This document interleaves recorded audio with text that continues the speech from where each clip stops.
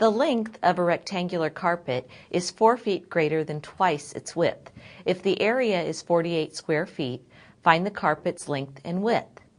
Sometimes it's a good idea when we have information about a rectangle or a triangle to draw a picture. So let's start with a picture, and we don't know anything about the width, but we do know something about the length. So let's call the width x. So in step 1,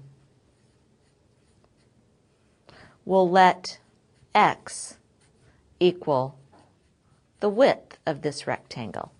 Now in step 2, we want to identify any other unknown quantities in terms of x. Well, the other unknown quantity is the length, but we're told that the length is 4 feet greater than twice the width. So twice the width would be 2x, and 4 feet greater than that is plus 4. So for step 2, we'll let 2x plus 4 equal the length. Now in step 3, we want to write an equation relating these two quantities in step 1 and 2. And we're told that the area is 48 square feet. Well, the area of any rectangle is just equal to the length times the width, so we'll fill in the unknown quantities. The area, we're told, is 48, is equal to the length, which is 2x plus 4, that quantity, times the width, which is x. Now we're ready for step 4. We're going to solve this equation. So if we solve this, we need to distribute on the right-hand side, and we get 48 equals 2x squared plus 4x.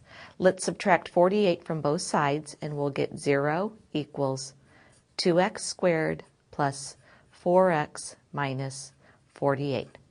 Now we can factor this equation as it is, or we can notice that each term on the right-hand side is even, so that means each term is divisible by 2, and we'll have some smaller numbers that we need to factor.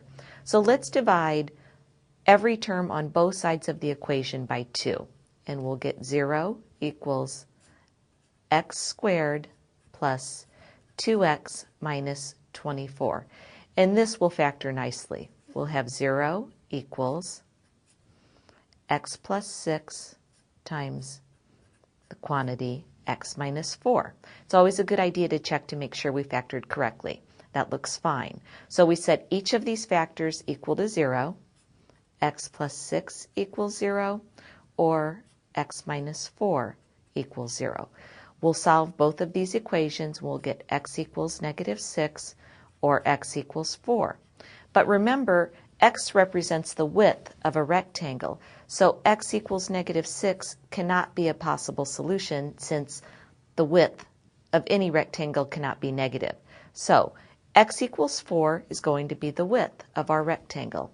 So we can say that the width is equal to 4 feet, and the length is equal to 2 times x, so 2 times 4 plus 4. So in this case, the length is equal to 8 plus 4, or 12 feet. Finally, it's a good idea in step 5 to check our solution. And we can do a quick check by noting that the width is 4 feet times the length, which is 12 feet, and that does equal 48 square feet if we multiply that out.